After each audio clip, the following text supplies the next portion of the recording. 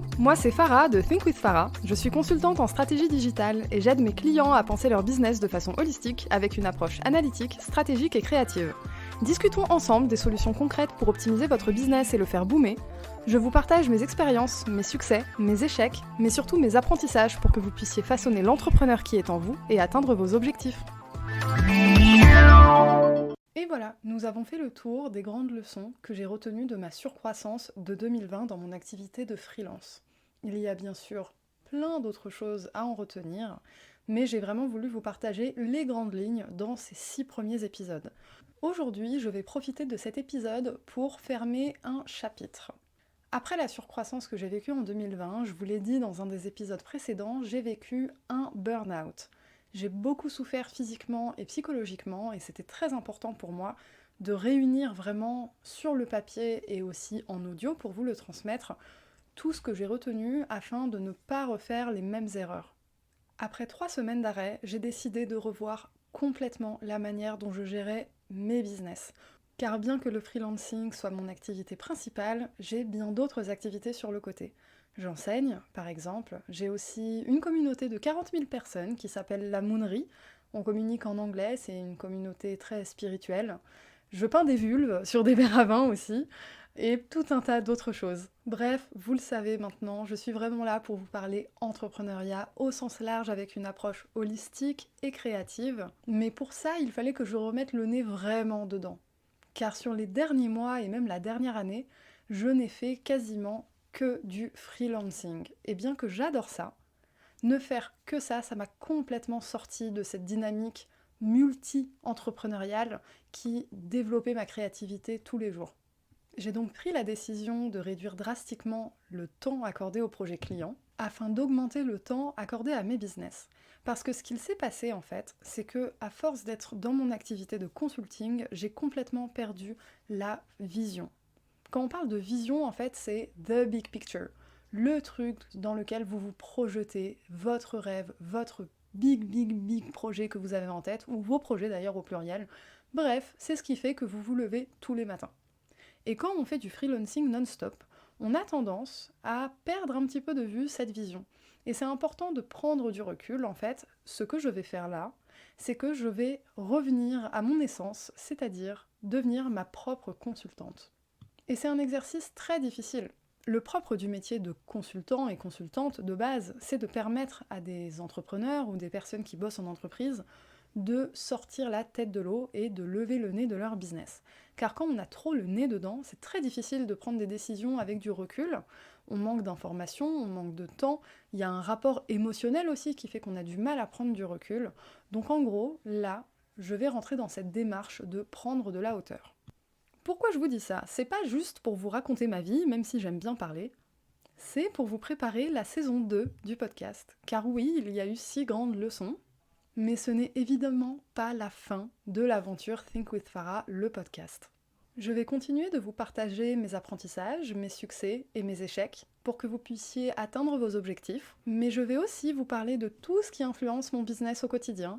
On va pouvoir parler un petit peu d'astrologie, un petit peu de naturopathie, un petit peu de spiritualité, et puis de santé mentale aussi. Bref, tout ce qui a un impact sur mon business au quotidien. Je vais aussi t'amener dans mon évolution semaine après semaine, et partager avec toi mon gros changement, mon gros chantier de 2021, c'est que cette évolution, je ne vais pas la faire seule. Car si je devais résumer tous mes apprentissages de mes expériences des années passées en un seul mot, ce serait scalable. Alors, qu'est-ce que ce mot un peu farfelu pour les personnes qui ne connaissent pas ? C'est un mot qui fait très Startup Nation, je vous l'accorde. Néanmoins, c'est la clé de votre réussite. Un business qui n'est pas scalable, c'est un business qui vous tient par le col, et si vous ne travaillez pas, vous n'êtes pas payé.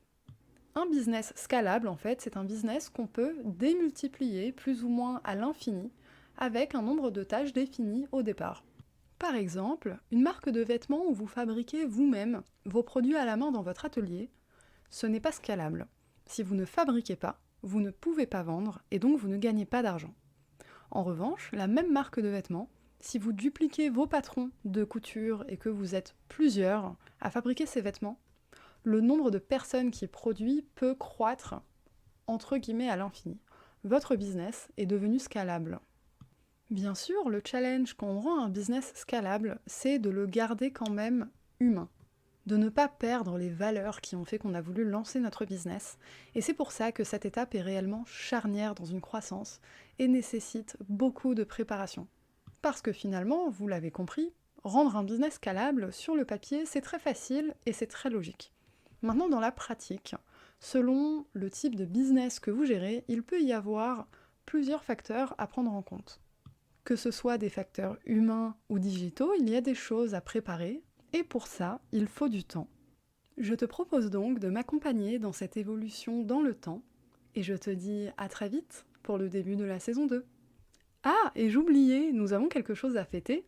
Il y a eu plus de 600 écoutes sur les 6 premiers épisodes de la saison 1, donc merci à vous de suivre l'aventure Think with Farah, et merci à toutes les personnes qui prennent le temps de laisser un commentaire sur Apple Podcast, c'est bon pour mon référencement. J'aimerais vous lire 2 commentaires en particulier qui m'ont beaucoup touchée. Ce sont les commentaires de Titi Lolo. Elle a précisé que c'était un podcast enrichissant en disant « Ce n'est que le début, mais j'adore déjà ce podcast qui englobe vraiment plusieurs aspects de l'humain, le tout dans le domaine du business.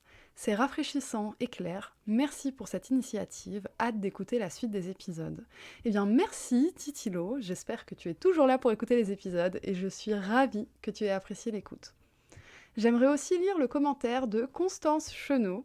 Constance Chenot est une podcasteuse, je vous invite à découvrir son podcast Let's Talk About qui parle de spiritualité.